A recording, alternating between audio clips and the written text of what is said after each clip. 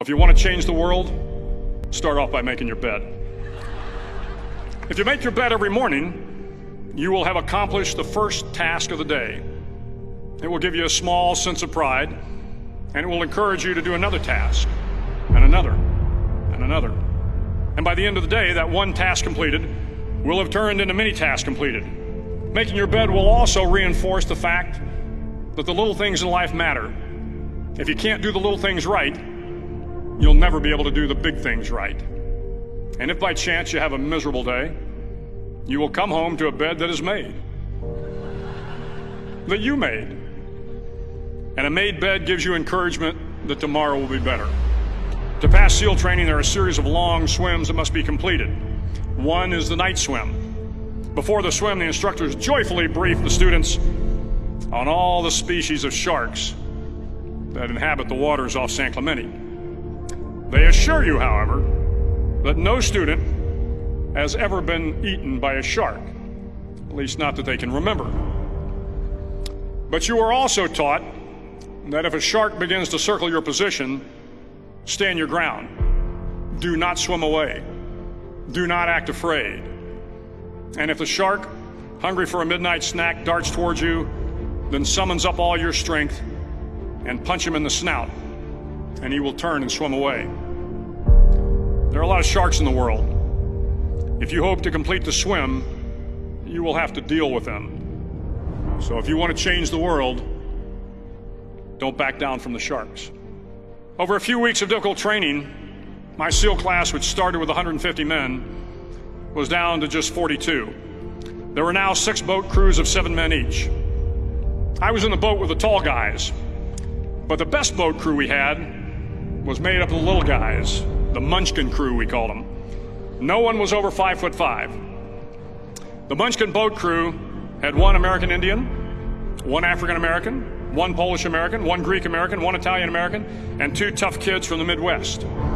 They out-paddled, outran, and outswam all the other boat crews. The big men in the other boat crews would always make good-natured fun of the tiny little flippers the Munchkins put on their tiny little feet prior to every swim. But somehow these little guys from every corner of the nation and the world always had the last laugh, swimming faster than everyone and reaching the shore long before the rest of us. SEAL training was a great equalizer. Nothing mattered but your will to succeed, not your color, not your ethnic background, not your education, not your social status. If you want to change the world, measure a person by the size of their heart, not by the size of their flippers. The 9th week of training is referred to as Hell Week.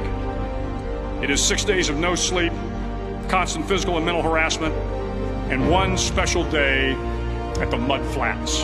The Mud Flats are an area between San Diego and Tijuana where the water runs off and creates the Tijuana Sloughs, a swampy patch of terrain where the mud will engulf you. It is on Wednesday of Hell Week that you paddle down to the mud flats and spend the next 15 hours trying to survive the freezing cold, the howling wind, and the incessant pressure to quit from the instructors. As the sun began to set that Wednesday evening, my training class, having committed some egregious infraction to the rules, was ordered into the mud. The mud consumed each man till there was nothing visible but our heads. The instructors told us we could leave the mud if only 5 men would quit. Only 5 men, just 5 men, and we could get out of the oppressive cold. Looking around the mud flat, it was apparent that some students were about to give up. It was still over 8 hours till the sun came up. 8 more hours of bone-chilling cold.